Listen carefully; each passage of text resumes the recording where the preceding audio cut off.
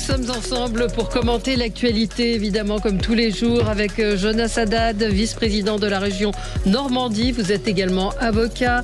Michael Darmon, journaliste politique chez i24 News. Vous avez publié Le Pape et la Matriarche, histoire secrète des relations entre Israël et le Vatican aux éditions Passé Composé. Mehdi Raïch, analyste politique. Bonjour. Jean-Luc Benamias, membre de la Ligue des droits de l'homme et ancien membre du Conseil économique, social et environnemental. Merci d'être avec nous.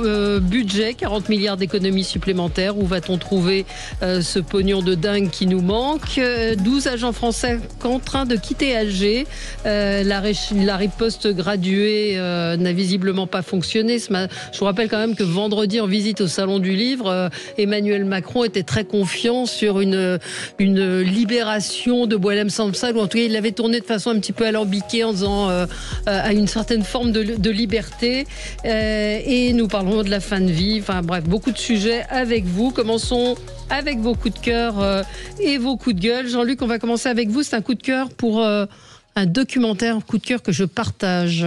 Un énorme documentaire hier soir sur France 5 sur les résistantes. Alors il s'appelle comme ça, il s'appelle Les Résistants. Enfin c'est un rappel historique absolument nécessaire. J'écoutais la fin de l'émission là juste avant. Ça va de pair avec ce que disait Georges-Marc Bellamou. Enfin ce que vous disiez sur il y a des émissions qui méritent de passer dans toutes les écoles et dans tous les lycées, toutes les facs. Celle-là, alors complètement, c'est un rappel historique sur la place des femmes qui n'était pas qu'anecdotique dans le cadre de la résistance. J'en cite 5 quand même parce que on en connaît très bien deux, mais très mal les autres. Bon, Geneviève de Gaulle, tout le monde le sait, c'est ATT Carmonde quand elle est sortie des camps, mais c'est surtout une dame, une énorme résistante méconnue. L'autre connue, chacun le sait, c'est Lucie Aubrac aussi. On connaît. Après, on connaît moins bien les trois autres que je vais citer qui font partie de ce documentaire. Il s'agit de Mila Racine. Alors Mila Racine, c'est une militante juive, sioniste de l'époque. Il y a une résistance juive en France, notamment un camp basé dans le sud-ouest, et ça raconte toute sa vie et tout ce qu'elle a fait. Une autre, un peu plus connue, mais quand même qui a été largement oubliée, c'est Simone Mathieu. Alors Simone Mathieu, c'est qui? C'est une grande tennisman d'avant la guerre. Même elle gagne Roland Garros en 38 et en 39. Vous voyez, c'est quand même pas tout à fait anodin. Et après, elle arrête. Elle joue à Wimbledon, elle arrête et à le début de la guerre, elle dit non, moi je m'engage. Et elle s'engage et elle crée quasiment l'armée féminine française avec l'appui du général de Gaulle. Je termine avec la dernière, Renée Lavely, une chanteuse qui fait campagne dans tout le Moyen-Orient pour soutenir les armées françaises dans tout le Moyen-Orient. J'arrête là, faut regarder c'est 4 heures, c'est 3h30, 4 heures, c'est exceptionnel, et je pense que c'est à regarder absolument en toutes les familles, même avec les enfants les plus jeunes. Oui, pas les moins de 5 ans. Des documents de grande qualité sur France Télévisions, sur France 5, et je pensais que vous alliez parler aussi du procès Barbie. Et demain, nous recevrons le réalisateur Gabriel Le Beaumain, puisque demain c'est le procès Papon qui va commencer. Mais le procès Barbie, regardez, c'est absolument saisissant, c'est exceptionnel. Le montage est absolument dingue, parce qu'il y avait 130 ou 150 heures de rush de ce procès. C'est impressionnant de voir ça. On assiste à 3 heures de procès. On sort pas de la salle d'audience. Il y a des images archives pour contextualiser, mais c'est fait comme un thriller. C'est absolument impressionnant. Il y en a un qui sort de la salle d'audience, c'est Barbie lui-même. Oui, et la puissance et le courage, enfin ce que l'on voit de la part des témoins et bien sûr de l'ensemble des protagonistes. Et c'est vrai que cette loi passée par Robert Badinter sur les procès filmés pour l'histoire, c'était une très belle initiative, un grand texte. Absolument. Qui permettra peut-être de continuer à changer la donne. Oui, mais on voit d'ailleurs, il y a un moment, Jacques Vergès, qui convoque 2 avocats qui n'ont pas assisté à une seule minute du procès, un Africain et un Algérien, en comparant finalement un discours qui est aussi celui aujourd'hui d'une certaine gauche. Ça qui était impressionnant. Sur renvoyer dos à dos la Shoah et les crimes et le colonialisme. Et Israël et ce qui se passe en Israël. C'était absolument impressionnant d'actualité. J'ai trouvé. Parce que c'était au fond le discours indigéniste, wokiste qui était déjà planté. Qui est celui qu'on entend aujourd'hui. Vous avez vu? Non, vous n'avez pas vu, Jonas? Non, j'ai pas vu, mais c'est pas étonnant. Et vous savez qu'aujourd'hui, une des figures de l'anticolonialisme et de l'indigénisme n'est autre que la fille de Jacques Vergès. Qui fait que... Ah oui, Françoise... Non, c'est pas... Sa fille, en fait, je vous invite vraiment à regarder les choses. En fait, elle ne fait que reprendre des discours qui sont la suite... J'ai pas vu ce documentaire, mais qui sont la suite logique de ce discours anticolonialiste et indigéniste. Eh ben, à regarder sur France Télévisions, sur le replay, et pour les résistantes que citait Jean-Luc, effectivement, et puis le procès Barbie, et demain ce sera le procès Papon. On se retrouve dans un instant avec vous pour la suite de l'actualité sur Sud Radio. À tout de suite. Sud Radio. Sud Radio. Parlons vrai. Parlons vrai. Sud Radio. Parlons vrai. Sud Radio, le 10h midi, mettez-vous d'accord, Valérie Expert. Mélodie d'amour, tout un programme. Nous sommes ensemble avec Jonas Haddad, avocat, vice-président de la région Normandie, Michael Darmon, journaliste politique chez i24 News, et je rappelle votre dernier livre, Le Pape et la Matriarche, histoire secrète des relations entre Israël et le Vatican aux éditions Passé Composé. Mehdi Raïch, analyste politique, et Jean-Luc Benamias, membre de la Ligue des droits de l'homme et ancien membre du Conseil économique, social et environnemental. Oui, vous l'avez entendu dans le journal, Mario Vargas Llosa, décédé cette nuit, grand écrivain, vraiment. Oui, vous voulez dire, oui, c'est Michael, vrai, j'acquiesce. Vous acquiescez, voilà. Je note, c'est vrai d'ailleurs, il y a tellement d'admiration à son égard que, au fond, dans toutes les chroniques depuis ce matin sur son décès, on mentionne son évolution politique, de la gauche au libéralisme jusqu'à l'extrême droite, de manière assez indulgente d'ailleurs. Oui, c'est vrai. Moi, je l'avais reçu quand j'étais dans le think tank Génération. On avait eu un entretien d'1h30 avec Vargas Llosa. Et c'était pour la sortie de son livre, je crois que c'était Le Retour ou L'Appel à la Tribu, qui était un de ses derniers ouvrages. Et c'était une personne qui a eu un parcours de vie absolument passionnant, pour le coup. Passionnant, ça. Et c'est un immense auteur, prix Nobel de littérature, donc il faut quand même saluer la mémoire de cet homme. Ouais, il est décédé à Lima, au Pérou. Il avait 89 ans, et effectivement, une œuvre qui existe en collection folio, et La ville et les chiens en particulier. C'est une œuvre magistrale et considérable. On va parler du budget, on va parler des relations entre la France et l'Algérie et la loi sur la fin de vie, mais on continue notre tour de table avec vous, peut-être Jonas Haddad. Oui, j'avais un coup de gueule et qui se transforme quand même régulièrement en... Je sais pas, vraiment un cri du cœur, parce que si vous voulez, c'est quand même toutes les semaines qu'il y a ces sujets-là. La semaine nous a donné son lot terrible, puisque la boulangerie Dreher à Strasbourg a été attaquée. Une boulangerie dont d'ailleurs les manifestants eux-mêmes qui ont attaqué cette boulangerie ne savent pas si c'est une boulangerie entre guillemets israélienne ou une boulangerie qui fait des produits, je dirais des produits juifs, quoi. Voilà, des boulangeries comme il peut y en avoir à Strasbourg où il y a une forte communauté juive. Ce qui est assez fou, c'est que ça s'inscrit dans un mouvement global de floutage total qui démontre bien que la frontière entre antisionisme et antisémitisme n'existe pas, et qui s'inscrit aussi dans un large mouvement qui est beaucoup plus mainstream que ça, puisque vous savez que la chanteuse Camélia Jordana, chanteuse ou alors je veux dire chanteuse parce qu'actrice, quand elle est actrice, elle fait en général des scores qui sont en dessous de la centaine, vous voyez, dans les films. Et d'ailleurs, les gens lui rendent son non mais c'est pas une fake news, ce sont des chiffres. Elle dépasse rarement les 1000 téléspectateurs, puisqu'en général, elle explique que toute la France est raciste et que personne ne veut la voir. Donc évidemment, les gens ne se déplacent pas au cinéma. Mais c'est pas pour ça que j'incrimine, c'est parce que il y a cette séquence qui tourne beaucoup sur les réseaux sociaux, qui fait écho à l'attaque de la boulangerie Dreher à Strasbourg. Elle explique que depuis le 7 octobre, elle ne consomme plus un McDonald's. On va écouter peut-être, on va écouter parce qu'on a du mal à y croire et à comprendre la logique de son boycott. Je suis vraiment radicale. C'est-à-dire que j'ai pas mangé un McDo depuis le 7 octobre, j'ai pas bu un soda depuis le 7 octobre, je n'ai plus une seule fringue de fast fashion chez moi depuis que j'ai entendu parler des concours. Je rêve de m'acheter des Jordan de chez Nike, c'est hors de question. On m'a proposé des collaborations avec des marques qui étaient au Bigour, c'était énormément d'argent. C'est des marques que j'adore, que je ne porte pas, que je ne consomme pas. J'ai décliné. Je suis vraiment radicale sur ce genre de choses pour la simple et bonne raison. Donc elle ne boit plus de coca depuis le 7 octobre.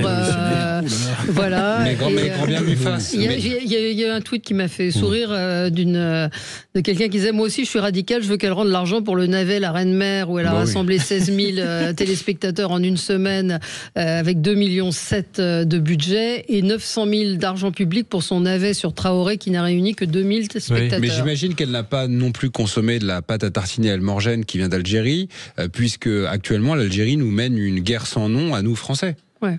Mais j'imagine qu'elle est radicale dans ses engagements. Ouais, surtout un écrivain, voilà, étant incarcéré. Donc en fait, les régimes autoritaires qu'elle dénonce, j'imagine qu'elle n'a plus aucun lien avec l'Algérie. Disons que son régime alimentaire se confond en général avec une admiration pour les régimes autoritaires. Donc de ce point de vue-là, elle est dans une radicalité. Nous aussi, on peut être radicaux. On dit stop à la bêtise. Non, mais il y a une lame de fond. Mais il y a une lame de fond. On parlait de McDo également. Il y a un McDo qui a été il y a une lame de fond. Il y a une lame de fond, et cette lame de fond, elle va surtout, je dirais, essayer de pénétrer des esprits jeunes et parfois un peu faibles.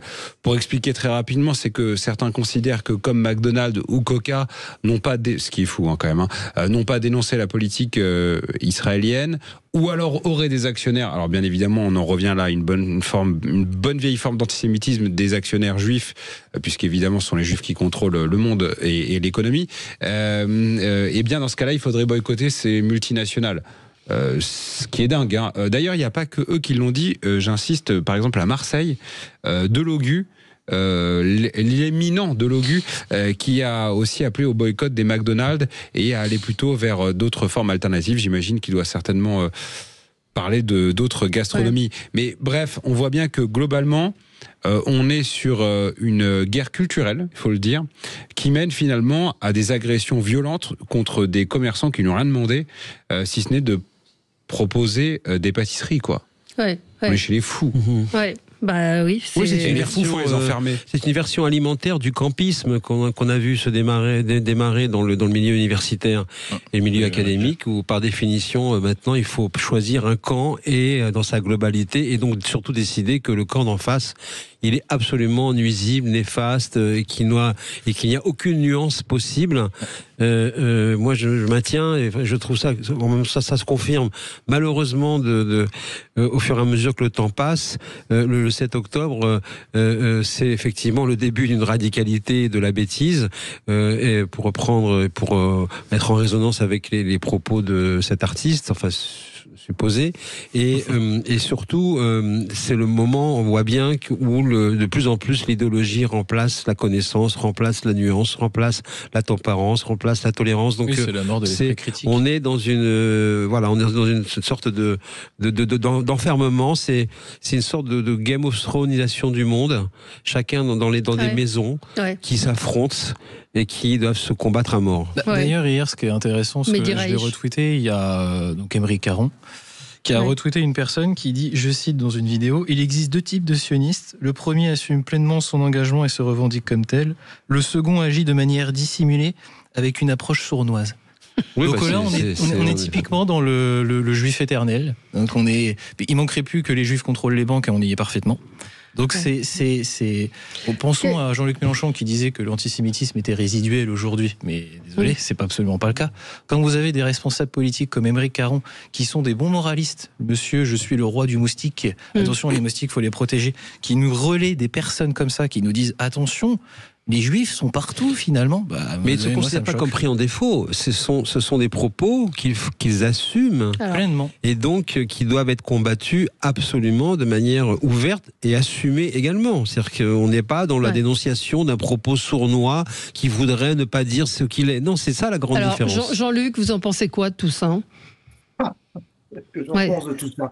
C'est vaste. Je pense que tous les Palestiniens ne sont pas le Hamas, et je pense que tous les Israéliens ne sont pas Netanyahou. Non mais on parle de la France, Jean-Luc, quel rapport ? Mais quel rapport ? On parle de la France.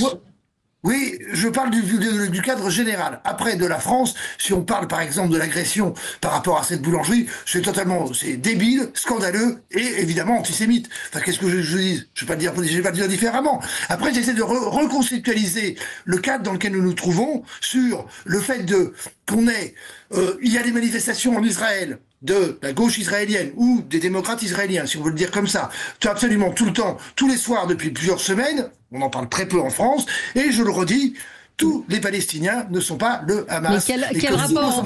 On parle de la France. On parle de la France. Je veux dire, on est en France. Non, mais on est en France. Quand vous voyez les manifestations aujourd'hui dans la rue, quand c'est à gauche, il n'y a que des drapeaux palestiniens. Donc j'entends ce que. Bah si. J'ai une question, Jean-Luc Benamias. Est-ce que vous avez déjà vu l'attaque d'un restaurant chinois par des manifestants de gauche qui reprochent le problème avec les Ouïghours? Jamais. Non, mais c'est pour vous dire, c'est-à-dire que soit on met. Cette question, pourquoi elle m'est posée à moi? Excusez-moi. Parce que vous essayez au départ de contextualiser ça avec un conflit qui est un conflit étranger. Je viens de le dire. Cette agression, cette façon de faire de certains manifestants par rapport à cette boulangerie, mais ça peut être valable pour d'autres commerçants et d'autres valeurs, est inacceptable. Je ne vais pas le dire différemment. Mais non, mais c'est pas ça ce qui est dérangeant. Ne me faites pas dire ce que je n'ai pas dit. Oui, je soutiens effectivement la gauche israélienne. C'est bizarre, hein. Mais c'est pas ça. Mais pourquoi vous parlez de ça? Le sujet. Lorsque vous dites en préambule que vous parlez, le Hamas n'est pas les Palestiniens et les Israéliens.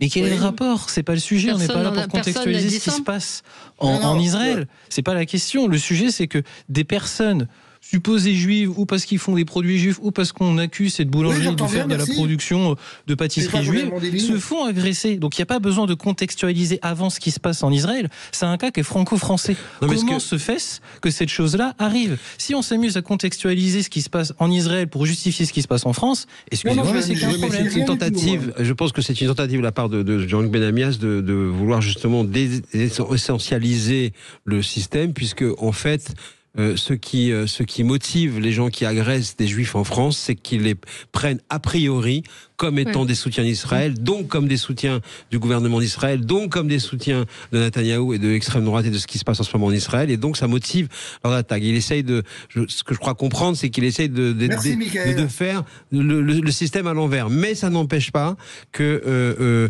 et d'ailleurs je trouve intéressant aussi qu'il souligne quand même si on change, on se déplace légèrement, c'est vrai que la gauche française a laissé totalement tomber la gauche israélienne, justement parce qu'elle s'est laissée aller à l'essentialisation du propos à l'égard de la société israélienne et de la politique du gouvernement d'Israël.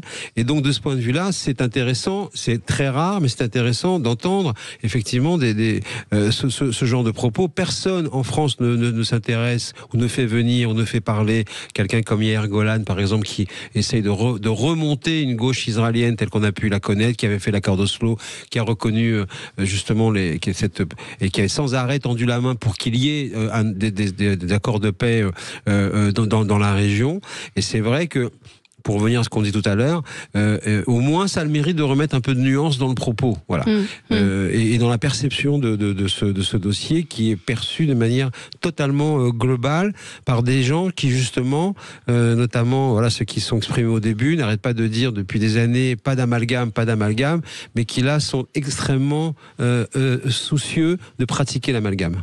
Bon, on va marquer une pause et on se retrouve dans un instant avec vous pour commenter l'actualité. Sud Radio. Sud Radio. Parlons vrai. Parlons vrai. Sud Radio. Parlons 10h midi. Mettez-vous d'accord. Valérie Expert. Et nous continuons à débattre de l'actualité, votre actualité à chacun d'entre vous. C'est le principe de ce tour de table. Mehdi Raich, ce qui a retenu votre attention, c'est une proposition de création d'enquête sur l'islamophobie demandée par LFI. Ouais, de commission d'enquête parlementaire sur le sujet de l'islamophobie, et c'est juste un énorme scandale. Hier, je parlais avec une amie à moi, Riam, qui en a fait un tweet qui marche extrêmement bien d'ailleurs, où justement elle précise que c'est passé, personne n'a vu ce sujet-là, où on parle tranquillement, la France Insoumise est en train de nous réintroduire le droit de blasphème. Je cite précisément l'un des articles. Le rôle de cette commission d'enquête est d'évaluer le rôle des médias, des réseaux sociaux et des discours politiques dans la construction des stéréotypes négatifs à l'égard de l'islam et des pratiquants. C'est-à-dire qu'on est en train de réintroduire juste le droit de blasphème. C'est absolument incroyable. Je vais même aller plus loin. Ça veut dire que des personnes... J'ai parlé la dernière fois d'une amie à moi, Soraya Féministe, qui fait un podcast Révolution des cœurs, qui donne la parole à des femmes musulmanes, qui elles ne peuvent pas, qui ont des pressions. Ces femmes-là ne pourraient même pas parler, parce que ce que fait Soraya, ça rentrerait dans le cadre de l'islamophobie. Une personne que j'ai citée, qui s'appelle Ali Babal, qui a fait son livre, qui a un véritable bijou d'auto-édition. Le mec, c'est un vrai libertaire. Eh ben, une personne comme lui rentrerait dans ce cadre. C'est absolument dingue. Et personne ne dit rien. Mais vous pensez que ça peut passer ? Mais ne serait-ce que de créer, ils veulent créer une commission d'enquête, quoi. Et ce qui est dingue, c'est que en faisant ça, ils vont se dire, mais attendez, on sait très bien que ça va pas passer, donc on va passer pour des victimes. Donc ils vont prendre littéralement, excusez-moi l'expression, mais les musulmans pour des cons. Ce sont juste des vaches à lait électorales. Regardez, on va vous dresser dans le sens du poil, alors que l'islamophobie consiste précisément à ne plus dissocier le musulman de l'islam, et on prive les musulmans eux-mêmes de la critique de leur propre dogme. Je vais aller encore un peu plus loin. Je me suis dit, tiens, on va faire. Je vais même carrément. Je suis venu avec le Coran. Je suis venu avec le Coran. Riam m'a dit, tiens, on va lire un petit verset. Je me suis dit, tiens, ça va être super. Le Coran lui-même est islamophobe dans cette proposition.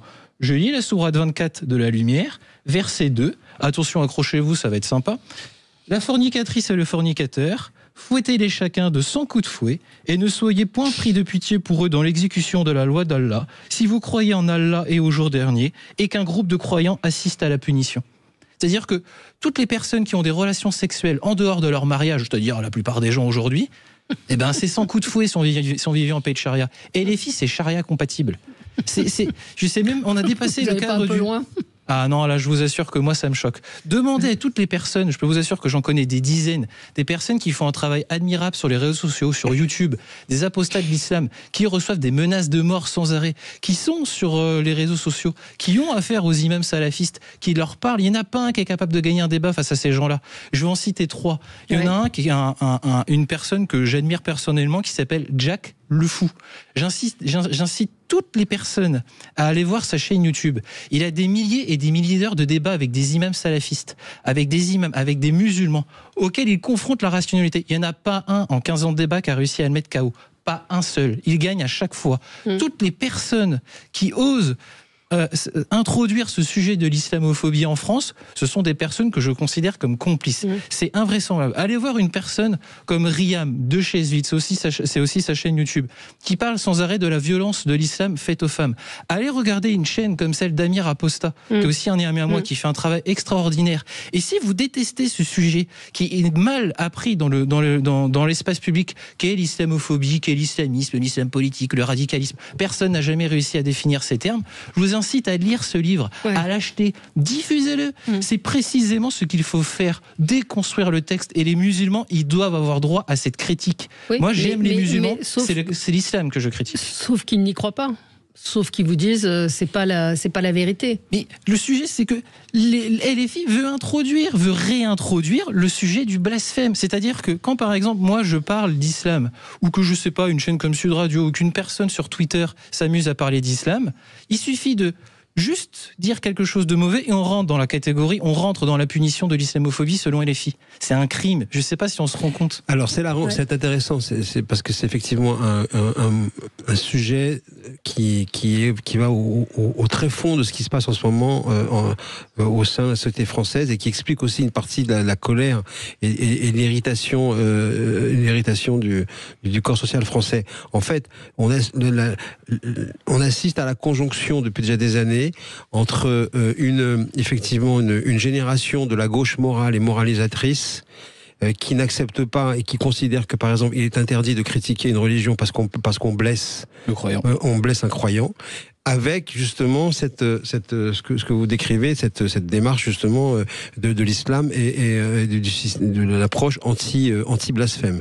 Et donc c'est le chevron profond de ce qu'on appelle, nous en surface, l'islamo-gauchisme. C'est ça le sujet. Il y a eu une prise de conscience assez tardive de l'exécutif qui a proposé un rapport qui est classifié partiellement et en ce moment en train d'être partiellement déclassifié sur l'infiltration des frères musulmans dans la démocratie française et qui décrit justement, avec toute une série d'universitaires autour d'un préfet, qui décrit justement comment la terminologie de l'islamophobie a été introduite. Oui, l'islamophobie, c'est un vrai terme de frériste. Par les frères musulmans pour pouvoir justement continuer à empêcher la critique et verrouiller. Et c'est une cible qu'on met dans le dos sur les gens. C'est-à-dire que dès que vous faites une critique constructive sur l'islam, sans parler des musulmans, c'est-à-dire les idées n'ont pas de droit, seuls les individus en ont. Vous avez comme l'existence critique la pensée chrétienne, la pensée juive, voilà, une approche critique telle que la France l'autorise. Et je vous conseille le livre de Sharp, qu'on ne peut pas soupçonner d'être raciste, qui avait publié Lettres aux escrocs de l'islamophobie qui font le jeu des racistes. Petit livre dans lequel il explique extrêmement bien en quoi ce terme d'islamophobie est dangereux. Et ce livre, qui a été transformé en pièce de théâtre, régulièrement est interdit dans certaines universités d'être joué. Alors, moi je vais rajouter 2 choses. La première, c'est que non seulement ce que vous dites est juste, Mehdi, par rapport à LFI, mais en plus, c'est que dès qu'il y en a un qui, selon leurs critères, qui sont des critères racistes, essaye de sortir de cette posture-là, il se fait remettre en place. Il y a une vidéo qui tourne beaucoup sur les réseaux sociaux. On voit Sébastien Delogu qui, à un moment, interpelle le garde du corps des journalistes de Frontières qui ont été mis en cause à l'Assemblée. Il lui dit « Qu'est-ce que tu fais, frérot ? T'es en train de trahir. » En gros, si la personne, dans la grille de lecture c'est un racial traître. Raciste de LFI n'est pas de leur côté de la gauche, en fait, ils comprennent pas. Ils doivent absolument le ramener vers l'extrême gauche. Et deuxièmement, je dois le dire, parce que là, j'essaye de faire volontairement de la politique, mais que ces idées de charia compatibles que vous évoquez de la part de LFI n'ont de sens que si vous avez quand même des masses migratoires qui se déversent tous les ans en France. Je veux dire, s'il n'y avait pas 500 000 personnes issues de l'immigration qui se déversaient en France tous les ans, il n'y aurait pas ces sujets-là. Si, mais parce qu'en fait, à un moment, il faut poser cette question-là. C'est en gros, on revient quand même au bataillon de base de ceux qui charrient une version tronquée de l'islam. Je suis désolé, quand vous faites venir des Afghans ou des Pakistanais, leur vision de l'islam n'est pas une vision apaisée. Même si là-dessus, moi j'ai toujours plus de nuances, c'est-à-dire que ceux qui arrivent ici ont aussi parfois envie de s'intégrer et ont quitté leur pays pour ça. Et que ceux aujourd'hui... Non mais regardez qui a attaqué la boulangerie. Ce ne sont pas des migrants, ce ne sont pas des Afghans, ce sont des Français. On est d'accord Valérie, mais en revanche, si vous regardez la plupart des gens qui ont réalisé des attentats, en dehors de ceux qui ont nationalité française, des gens qui ont réalisé des attentats au nom de l'islam, ce sont des immigrés récents. Je pense notamment aux Tchétchènes. Ce sont des gens qui ont des visions très radicales. Et même si vous me dites, et vous avez tout à fait raison, que la plupart des immigrés qui viennent en France ne se revendiquent pas de cet islam-là, mais allez, si sur les 500 000 personnes qui rentrent en France, il n'y en a que 50 000 qui sont un islam radical, vous imaginez les bombes. C'est pas islam radical. Alors peut-être que je vois Jean-Luc qui hoche la tête. On va marquer une pause, je vous donne la parole au retour. Sud Radio. Sud Radio. Parlons vrai. Parlons vrai. Sud Radio. Parlons vrai. Bonjour, c'est André Berkoff. Sud Radio, le 10h midi, mettez-vous d'accord, Valérie Expert. De retour avec vous dans le studio de Sud Radio. Alors revenons sur ce coup de gueule donc de Mehdi Raich. Jean-Luc, on ne vous a pas entendu sur ce sujet, sur cette proposition de création d'enquête sur l'islamophobie. C'est un retour vers le blasphème d'une certaine manière. J'en sais rien. J'ai du mal à répondre à ces attaques continuelles contre la LFI en général et en générique, moi. Donc vous avez compris. Si je ne soutiens pas la LFI, je suis de gauche et je soutiens le Nouveau Front Populaire. Donc si vous voulez, à chaque fois... Pareil. Putain, et oui, c'est ainsi. Il en faut bien quelques-uns qui passent aussi sur Sud Radio, et j'en suis un. Mais je suis pas le seul. Non. Heureusement d'ailleurs. Donc voilà. Après, moi, ces histoires de submersion migratoire. Enfin, d'où sortent ces chiffres? D'où sortent ces 500 000 personnes? De l'INSEE 500 000 personnes qui seraient tous pakistanais et afghans. Tout ça n'a pas beaucoup de sens. Les 3/4 des gens qui arrivent en France viennent parce qu'ils ne peuvent pas vivre là où ils sont nés et là où existe encore leur famille. Et cette submersion, entre guillemets, migratoire, elle est valide partout, elle est valable partout, et on n'a pas fini d'en voir, notamment à cause de la crise climatique. Alors, on ne réglera pas le problème en mettant tous ces gens-là dans un système qui serait... Tous ces gens-là sont islamistes. Tous ces gens-là sont des prophètes de l'islam. Non, c'est pas le cas. Jean-Luc Benamias, moi, il y a toujours quelque chose qui m'a fasciné chez les écologistes, et je pense que vous êtes un écologiste sincère. C'est que vous dites à ceux qui ne croient pas au réchauffement climatique, vous êtes des climato-sceptiques, mais regardez les études, regardez les chiffres. Non, en général. Les écologistes disent les climato-sceptiques ne croient pas en la science et aux chiffres. Mais moi, vous êtes un migro-sceptique. C'est-à-dire qu'en gros, il y a des sciences, il y a des études, il y a des chiffres, et vous dites que c'est des fake news. Donc, en fait, vous êtes dans le déni. Vous êtes dans le déni migratoire, comme d'autres sont dans le déni climatique. Donc vous êtes dans le même anti-science et dans le même anti-rationnel. Moi, je vous dis qu'il y a des chiffres du ministère de l'Intérieur et de l'INSEE. Si vous êtes maintenant un migro-sceptique, assumez-le. Mais dans ce cas-là, il faut aller, aller dans l'idéologie. Mais nous, on essaye de faire du rationnel ici. Vous voyez, moi, par exemple, je crois qu'il y a un réchauffement. Je vous ai dans ma vie, j'ai eu deux lieux de vie réels. La Seine-Saint-Denis et Marseille et les Bouches-du-Rhône. Ouais. Autant vous dire que je crois en vivant pleinement dans les quartiers, j'en suis un, à Marseille, et c'était le cas aussi en Seine-Saint-Denis, je crois connaître à peu près bien les pressions migratoires. Donc vous savez par exemple, donc vous savez par exemple que la plupart par exemple des personnes de confession juive ont quitté le 93 et qui n'habitent plus parce que. Je sais ça. Malheureusement, pour quelle raison? Parce qu'ils n'aiment pas l'architecture? Non, rien à voir. Mais malheureusement, il ne vous a pas échappé que Benamias. Le nom Benamias est un tout petit peu d'origine juive. Jean-Luc, je vous le rappelle. Non mais Jean-Luc, je ne critique pas, mais je dis simplement qu'à un moment, on peut pas... Vous savez, en fait, être dans le déni migratoire, c'est ce qui fait monter le Rassemblement national. Je ne suis pas dans le déni migratoire. Si vous êtes dans le déni, vous avez dit, je ne sais pas... Le réalisme est... Celui que j'essaie d'expliquer...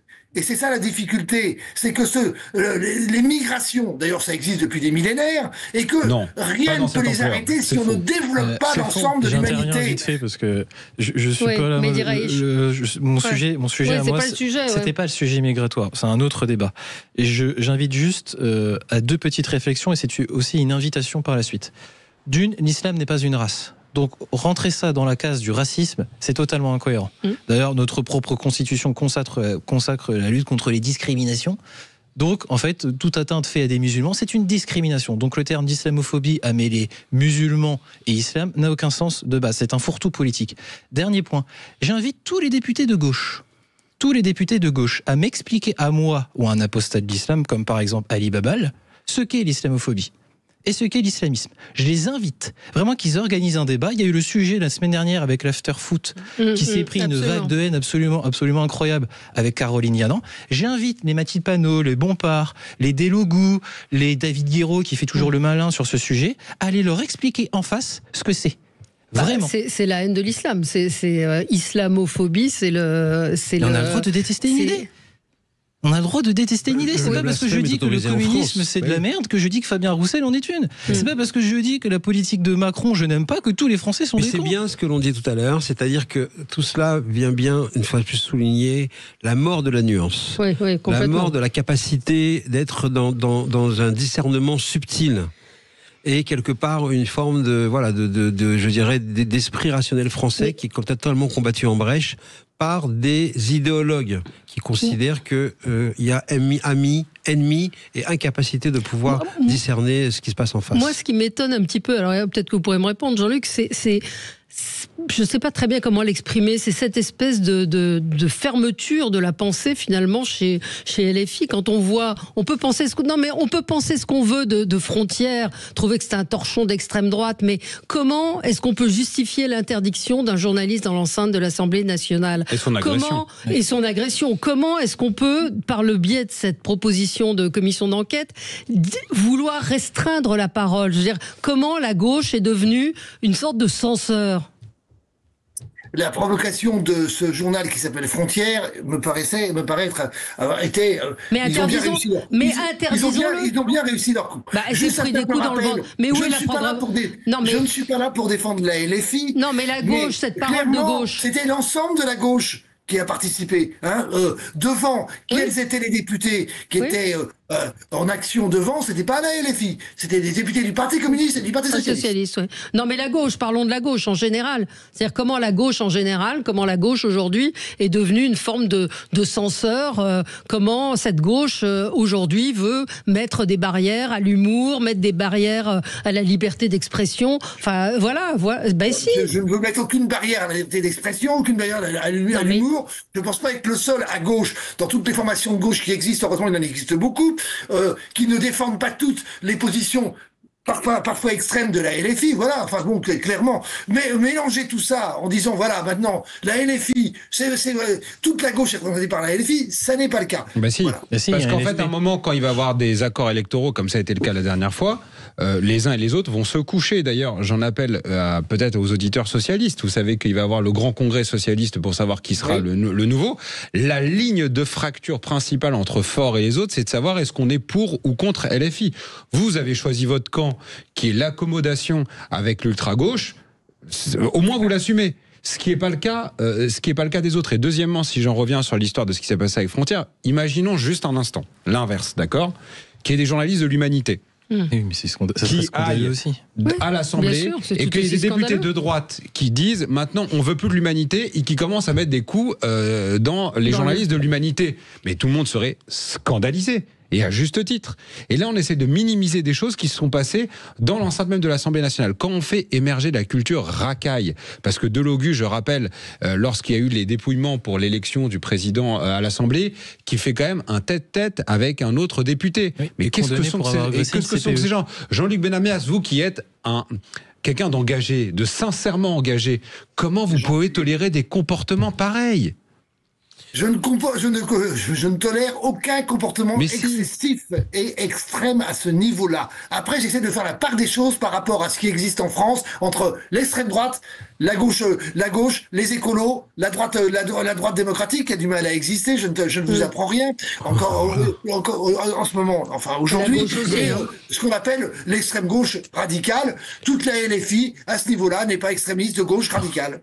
Bon, on va avancer. On va passer, on reste, Michael, avec vous. Juste un mot pour conclure parce qu'en fait, en réalité, les arbitres seront bien évidemment les Français qui voient qui voient bien tout cela.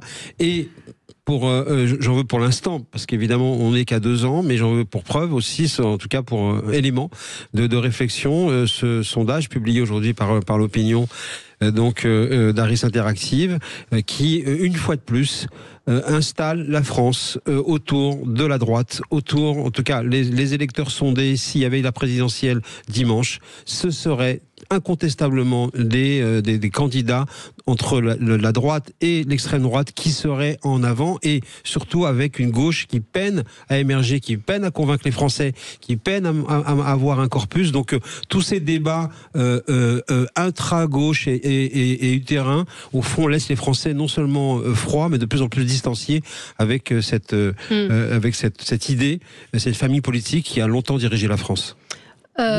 Votre coup de gueule, Michael, mais concerne les relations, le discours diplomatique français au Proche-Orient. Oui, c'est l'incohérence du discours diplomatique français porté au plus haut niveau par le président de la République. D'abord en général, mais là cette fois-ci avec un focus, on peut évidemment élargir le propos, mais le point de départ, c'est le fait, ce sont les déclarations successives du président de la République qui dit que pour la gouvernance à venir, pour reconstruire Gaza, le point de départ, c'est que le Hamas doit quitter le pouvoir, et qui 2 jours plus tard ou même 1 jour plus tard, de retour dans l'avion, donne une interview à France 5 et annonce qu'il y aura une reconnaissance par la France de l'État de Palestine au mois de juin lors de la conférence à New York avec l'Arabie Saoudite sur la reconstruction de Gaza, alors que le Hamas sera encore au pouvoir. De ce point de vue-là, c'est quand même faire une fois de plus de donner un marchepied à cette formation terroriste qui n'a pas l'intention aujourd'hui de quitter le pouvoir à Gaza. Et d'ailleurs, elle a parfaitement compris, puisqu'il y a une publication, une réaction du Hamas qui considère que le geste de la France est un pas très important. Donc une fois de plus, le président de la République a dit qu'on avait mal interprété ses propos. Bien évidemment, mais le simple fait, on connaît maintenant, depuis 2017, on connaît la mécanique. Le simple fait qu'il y ait eu un commentaire du président de la République disant vous avez mal compris mes propos, c'est évidemment le signe qu'il a commis une erreur, mais que comme on sait qu'il ne les reconnaît jamais, ça passe d'abord par culpabiliser ceux qui ont interprété. C'est aussi prendre le pouls. C'est-à-dire qu'il a aussi je pense que ça a été aussi un peu volontaire. L'idée a été donnée. ça a circulé, et après il y a ok, ça passe pas très bien. Il y a un petit. Mais c'est même plus compliqué que ça. C'est à remettre, je pense, dans le cadre de la relation avec MBS. Il m'a été rapporté par Mohamed Ben Salman, pardon, effectivement, qui est le prince dirigeant de l'Arabie Saoudite et qui possède d'ailleurs vraiment les clés de l'avenir du Moyen-Orient. Lui vraiment. Et en fait, il m'a été rapporté par 2 personnes qui étaient présentes dans la délégation lors du voyage dernier du président de la République en Arabie Saoudite, face à MBS, où Macron le pressait en disant il faut absolument qu'il y ait un État de Palestine, il faut absolument qu'il y ait un État. Et lui, il disait mais calmons-nous, d'abord laissons la période actuelle se terminer, c'est-à-dire faisons en sorte que d'abord que le Hamas soit totalement détruit, et après on verra. Et ensuite, devant les convives de la délégation française absolument éberlués, il s'est laissé aller à une diatribe extrêmement violente à l'égard des Palestiniens. En fait, ce que les Européens sont en train de comprendre, c'est qu'il y a une réalité que l'on connaît depuis longtemps, mais qui n'a jamais été perçue par l'opinion publique. Ici, c'est que au fond maintenant les discours sont en train de se désinhiber de la part des chefs d'État arabes. Ils n'ont jamais supporté la question palestinienne, ils n'ont jamais accordé la moindre confiance à Arafat. Ils savent simplement que c'est une sensibilité au sein de leur opinion, mais ils ne considèrent pas qu'il faille obérer des évolutions politiques à l'aune d'abord du postulat que la question palestinienne doit être prioritaire en tout. Ce qui est la grammaire diplomatique française depuis des années. Et eux, et d'ailleurs les accords d'Abraham l'ont bien montré, ne considèrent pas cela. Et on assiste à une désinhibition de ce discours de la part des dirigeants arabes. On va marquer une pause et on se retrouve dans un instant. On va parler des relations entre la France et l'Algérie. À tout de suite.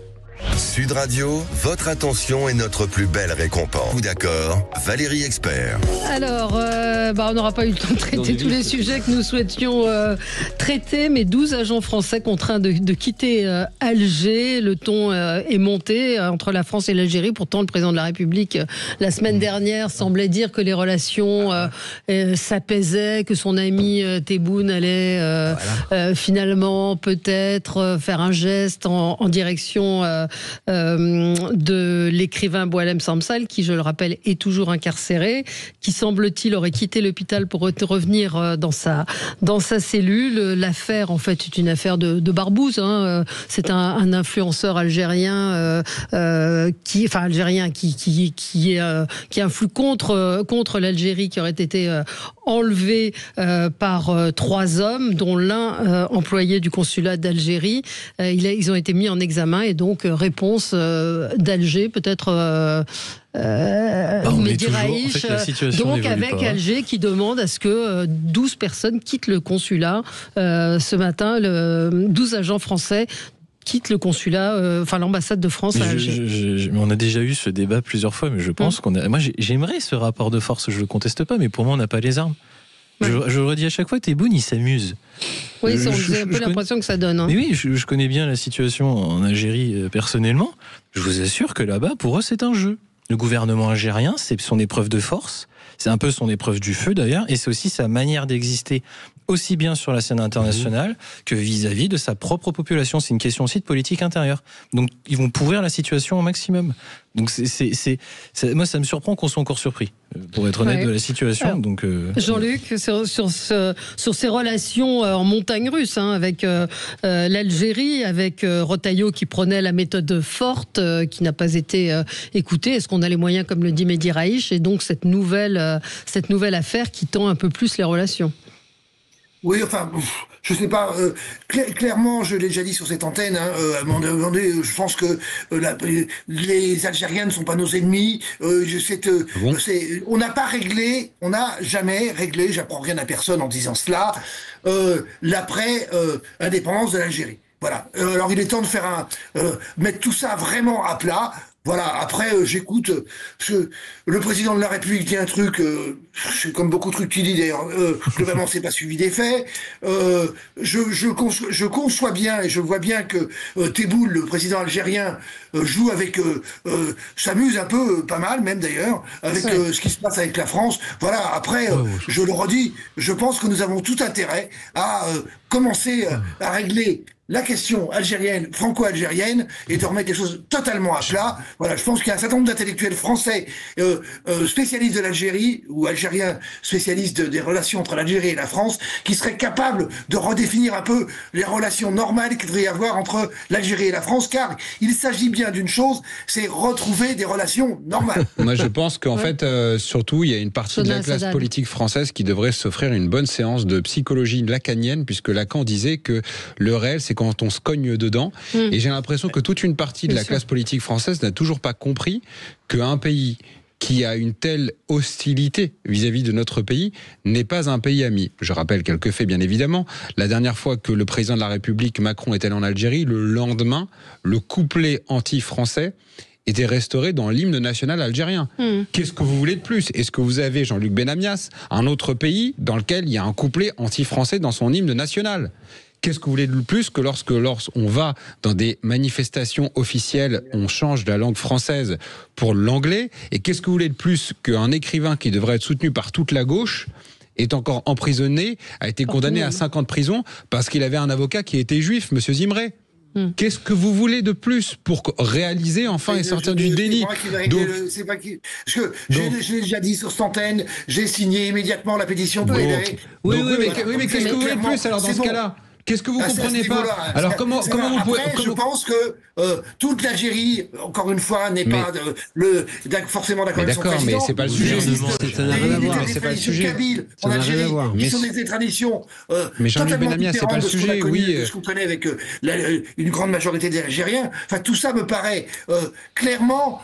Jean-Luc, excusez-moi. À un moment donné, retrouver des relations normales avec l'Algérie. Moi, ce qui me fascine, je termine par là, ce qui me fascine, c'est que je ne comprends pas une chose, c'est comment la gauche, mais vraiment passe son temps à parler de Trump et des affreux Américains, alors que là, il y a des gens qui directement nous menacent, qui nous insultent et ils sont toujours pas... Ils montent les gros bras face à Trump, mais face à des gens qui sont des Algériens qui nous insultent, ils disent rien. Alors, où est la menace?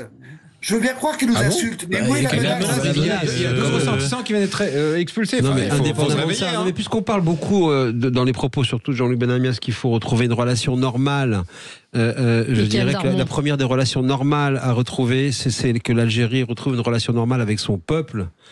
Qu'en réalité, ce qui se passe, c'est que la question de savoir... Non, mais la question, c'est là où on aimerait entendre aussi des voix qui, en France, aiment bien toujours se mobiliser pour la liberté d'expression, soi-disant, et pour la liberté des peuples. Le peuple algérien qui vit dans le dénuement le plus total est dirigé par des gens richissimes, assis sur une manne pétrolière, une manne gazière considérable et dont ils gardent l'argent. Donc, de ce point de vue-là, c'est la raison pour laquelle il y a des discours qui sont des discours antagonistes qui sont décidés uniquement à faire en sorte que les Algériens se détournent de la vraie réalité. D'ailleurs, on l'a bien vu, le moment où il y a des manifestations, à quel point c'est réprimé. Et moi, je ne comprendrai jamais pourquoi la gauche française a laissé à ce point, effectivement, Boualem Sansal, à ce point ne s'occupe pas de ces sujets-là, à ce point ne sait plus parler de ce qui se passe au Proche-Orient, à ce point ne comprend plus rien. En fait, c'est ça le grand décrochage. Mais quand vous dites, Jean-Luc, l'Algérie n'est pas notre ennemi, je ne sais pas quel est votre ton. Mais qu'est-ce qu'il faut de plus? C'est quoi un ennemi? C'est quoi un ami? Est-ce que c'est un pays ami? Ah oui, c'est un pays. Mais c'est un pays avec lequel nous avons tellement de relations historiques qu'à un moment donné, on a des relations historiques. C'est quoi les relations? C'était la colonisation. Ça fait 60 ans, quoi. Ça fait 60 ans que c'est fini maintenant. Enfin, on ne peut pas à la fois dire il faut tourner la page et sans arrêt revenir à l'histoire. C'est ça. Bon, l'histoire joue un rôle profond par rapport à de très nombreux conflits dans le monde. Je rajoute légèrement un point sur ce que vient de dire Mickaël. L'Algérie, il ne faut pas oublier sur le sujet de la liberté d'expression. En Algérie, il y a 2 lois qu'il faut retenir et ça vous dit tout du pays. La loi sur la concorde civile de 99, elle interdit les Algériens de parler de ce qui s'est passé durant la décennie noire. Elle a été ratifiée en 2006 par celle de Bouteflika sur la charte de la concorde civile où toute personne qui parlera de la décennie noire ira en prison. Ça vous dit un petit peu la manière dont ça fonctionne dans la junte militaire algérienne. Après, dans nos relations avec l'Algérie, vous dites, ils s'amusent. Oui, ils s'amusent parce qu'il n'y a pas de réponse en face et qu'on n'a pas les moyens, ce que vous disiez. Par contre, il y a une chose qu'a dit Tebboune qui est intéressante et qui, du coup, ça rejoint un peu ce que fait Bruno Retailleau. Il a raison sur un point. Moi, je parle à qui? Je parle à Bruno Retailleau ou je parle à Emmanuel Macron? Exactement. Ouais. Ce brouillage diplomatique est terrible pour les relations franco-algériennes. Alors nous aussi, on n'aide pas beaucoup. Et d'ailleurs, en termes de cohérence gouvernementale, c'est étonnant de voir à quel point il y a eu depuis quelques jours une réconciliation avec l'Algérie, avec toutes les nouvelles mesures et les nouvelles pages qui devaient s'ouvrir. Et comment quelques jours plus tard, le ministère de l'Intérieur décide de l'arrestation.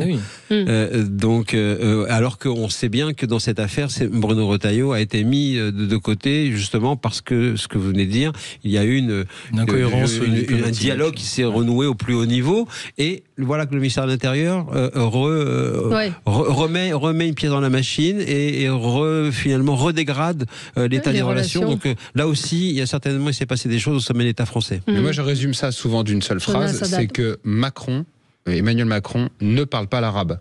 Pour regarder sa difficulté dans le sens où il ne comprend pas ce qui se passe dans ces pays-là. Les autres non plus. Enfin, je pense pas que ni Hollande, ni Sarkozy, ni même Chirac. Je sais pas. Il a raison. Il y a un désintérêt de la région. Regardez par exemple la façon dont il nous a fâchés longuement avec le Maroc.